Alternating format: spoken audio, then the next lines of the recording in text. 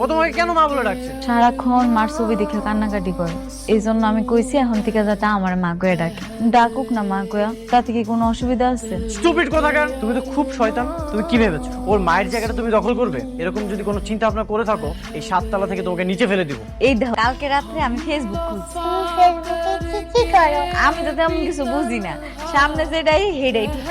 এই দেখো তোমার বাবার ফেসবুক। বাবাকে রিকোয়েস্ট দাও, রিকোয়েস্ট দিলে কি হয়? ফেসবুকে বন্ধু হয়। ও বুঝছি, আমারও তো মেলা মানুষ কালকে থেকে পাঠাইছে।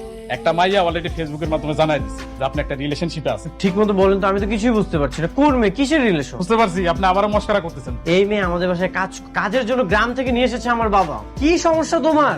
না কোনো সমস্যা নাই তো। কোনো সমস্যা না হলে তুমি আমাকে নিয়ে ফেসবুকে স্ট্যাটাস দিয়েছো কেন? In relationship. ও হা ওইটা তো বন্ধু বানানোর সিস্টেম, ফেসবুক অমনি বন্ধু বানায়। তুমি এক্ষুনি ফেসবুক থেকে ডিলিট করো। আচ্ছা আমি করতেছি। আমি শ্রেয়াকে মা বলতে নিষেধ করেছি, এখন তোমাকে মামুনি বলে ডাকছে। তুমি ওকে মামুনি বলে শিখিয়েছো? স্যার আপনি যে ফেয়ারটা না করছেন আমার মা কইতে, ও তো সারাক্ষণ মা ডাকতেছিল।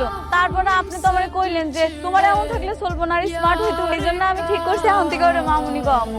এদিকেও আমার মামুনি ডাক। তুমি এখানে কি করছো? আমি ফের মামুনি দেখতে আসছিলাম, আর সেদিন ও ঘুমায় নাই। আমি ওটা ঘুম পাড়িতে গিয়ে কখন যে এখানে ঘুমাচ্ছি। আমি এখন খুব ভালো মতো বুঝতে পারছি তোমার আসলে উদ্দেশ্যটা কি। আপনি আমার ভুল বুঝতেছেন ভাইজান। তোমাকে আমি সকাল পর্যন্ত সময় দিই, তোমার যেসব বস্তা ঘাটতি আছে সেগুলো নিয়ে তুমি আমার বাসা থেকে বের হয়ে যাবে। কি হলো, তুমি এখন এখানে বসে আছো কেন? Just get out. কি হয়েছে, তোমার কি মন খারাপ? আমার মামুনিকে আনি দাও। ও তোমার মামুনি না, ও কখনোই আসবে না। না, মামুনিকে ছাড়া আমি থাকতে পারি না। এটা হচ্ছে আরেকটা কার্টুন, এটাও তো তোমার অনেক ফেভারিট। মামুনিকে ছাড়া আমি কিচ্ছু করবো না, ঘুমাবো না, খাবো না, কিচ্ছু না।